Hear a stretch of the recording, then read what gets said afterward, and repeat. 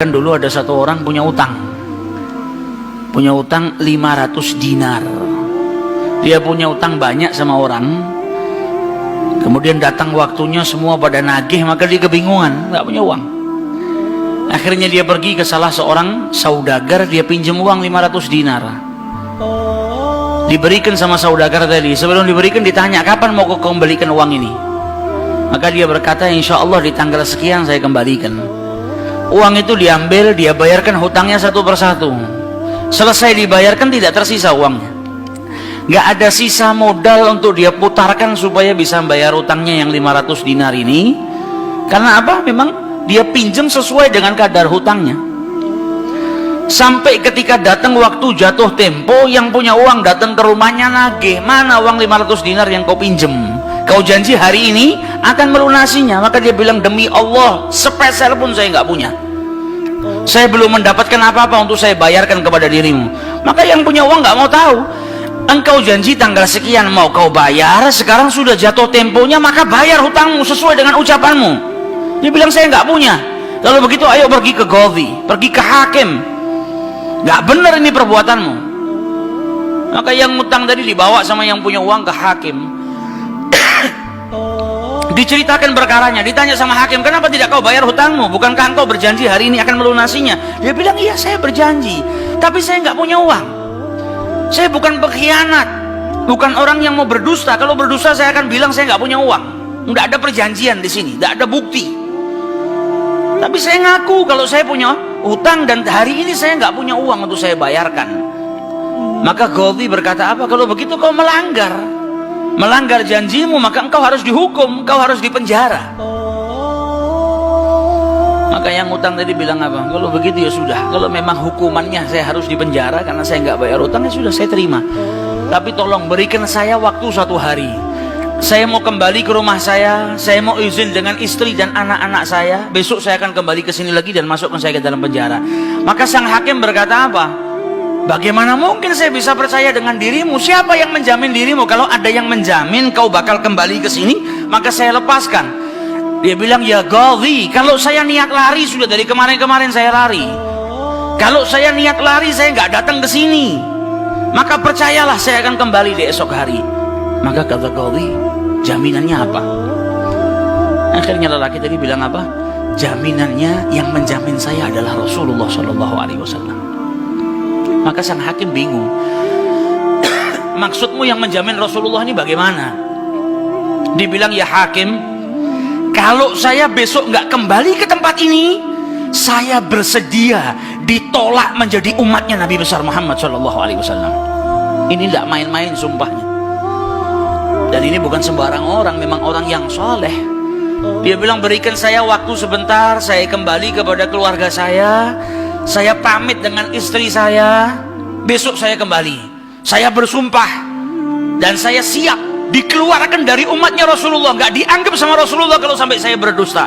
Maka si hakim tadi mendengar sumpahnya seperti ini, akhirnya dipercaya. Kalau begitu kembalilah. Maka dia kembali ke rumah, dia ceritakan kepada istrinya, dia minta izin sama istrinya, suamimu ini mungkin besok di penjara karena nggak bisa bayar utang.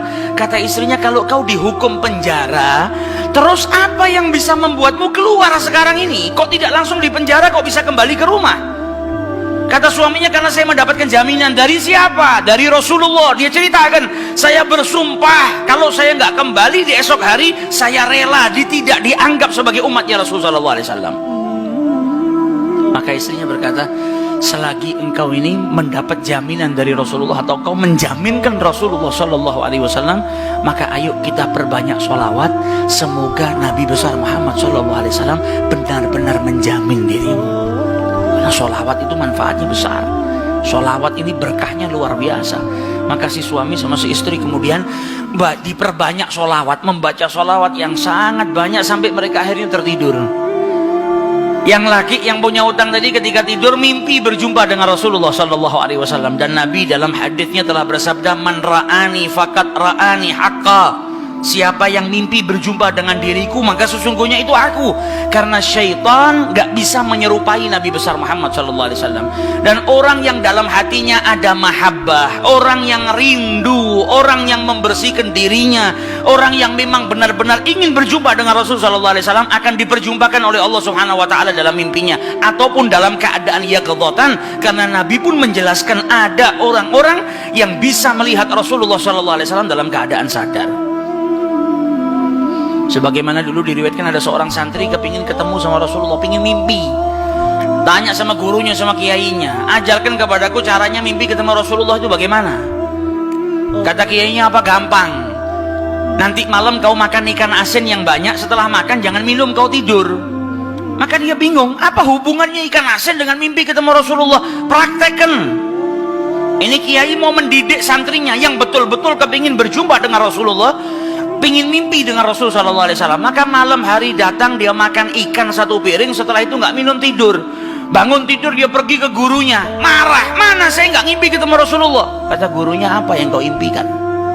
Kau mimpi ngelihat apa? Kata santri tadi, saya mimpi ngelihat laut, ngelihat sungai, ngelihat hujan, ngelihat air terjun. Kata gurunya, karena sebelum tidur yang kau rindukan adalah air. Kau makan ikan asin sehingga kau kehausan. Yang kau rindukan dan kau dambakan air.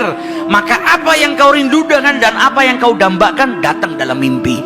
Coba setiap kali kau tidur kau rindu dengan Rasulullah. Coba setiap kali kau tidur kau ingin sekali dan minta sama Allah Subhanahu wa Ta'ala akan diperjumpakan dengan Rasul sallallahu alaihi wasallam. Maka kau akan diperjumpakan dengan Nabi besar Muhammad sallallahu alaihi wasallam. Nah, ini yang diajarkan sama para ulama. Ini yang punya utang tadi mimpi ketemu Rasulullah sallallahu alaihi wasallam. Dalam mimpinya apa kata Rasulullah? Kau jangan takut, jangan gelisah. Orang yang mahabbah, baca sholawatnya bukan sekedar baca, tapi baca dari lubuk hatinya, baca dengan penuh kecintaan. Mimpi berjumpa dengan Rasulullah dan berkahnya sholawat tadi bisa menyelamatkan orang, hajat-hajatnya bisa dikabulkan, dapat pertolongan dari Allah Subhanahu wa Ta'ala. Maka dalam mimpinya Rasulullah bilang apa? Besok pagi kau pergi, idhab ilal wali, pergi ke gubernur di tempatmu itu, bilang sama gubernur tadi, Rasulullah mengucapkan salam kepadamu, dan sampaikan kepada si gubernur, kalau setiap hari dia bersolawat kepada Rasulullah sebanyak 1000 kali, itu solawatnya sampai kepada Nabi Muhammad. Dan sampaikan kepada si gubernur, tadi malam dia itu kebingungan, baca solawat sudah 1000 atau belum, ada salah dalam menghitung sehingga dia itu gelisah, saya sudah 1000 atau belum. Maka sampaikan kepada gubernur itu bahwasanya sholawatnya sudah sampai 1000, jadi dia nggak perlu gelisah. Bangun dari tidur, dia mau kembali ke Gawi, tapi sebelumnya dia pergi ke wali, pergi ke gubernur tadi. Sampai di rumahnya gubernur, dia sampaikan, wahai wali, wahai gubernur, Rasulullah menitipkan salam kepadamu. Kaget dia. Orang yang selama ini dia sholawati, gubernur ini gubernur yang cinta kepada Rasul sallallahu alaihi wasallam, tiba-tiba ada orang yang datang bawakan salam dari Rasul sallallahu alaihi wasallam. Nabi Muhammad berkata kepadamu, wahai gubernur, sholawatmu yang kau baca 1000 kali setiap hari sampai kepada Rasulullah. Dan tadi malam ketika engkau kebingungan sholawatmu itu sudah 1000 atau belum, ternyata sudah 1000. Nabi ngabarkan kau jangan takut, jangan gelisah, karena sholawatmu seperti biasa, istiqomah kau baca, jumlahnya sudah 1000. Dan Nabi Muhammad minta engkau bantu diri saya untuk melunasi hutang. Maka saking gembiranya dapat salam dari Rasulullah, dapat kabar kalau sholawatnya yang selama ini dia baca sampai kepada Rasul sallallahu alaihi wasallam.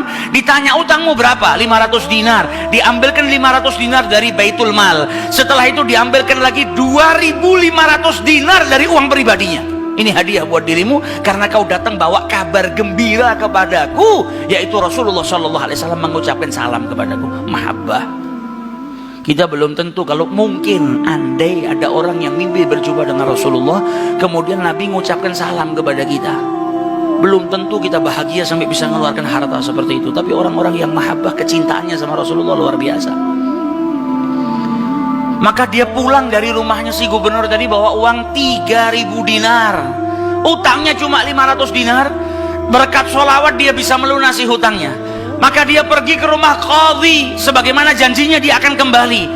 Dia ketuk pintu rumah qadhi, maka qadhi tadi ketika buka pintunya langsung memeluk orang tersebut, nangis yang luar biasa dan berkata apa? Alhamdulillah, berkat dirimu tadi malam saya mimpi ketemu Rasulullah sallallahu alaihi wasallam.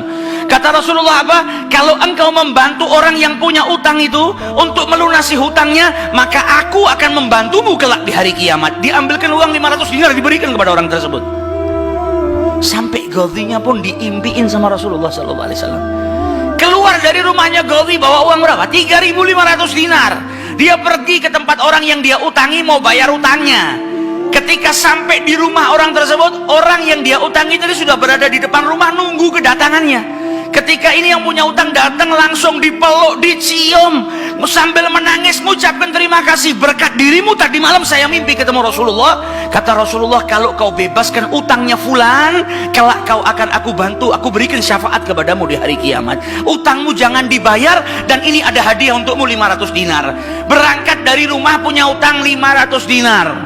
Berkat mimpi berjumpa dengan Rasulullah, utangnya terlunaskan dan ada tambahan 4.000 dinar. Berkat apa? Berkat sholawat yang dibaca kepada Rasulullah SAW. Jadi kita kalau baca sholawat ini bukan hanya berkahnya nanti di akhirat, bukan hanya nanti kita dapat syafaatnya Nabi, bukan hanya nanti kita dapat tempat yang dekat dengan Rasulullah SAW.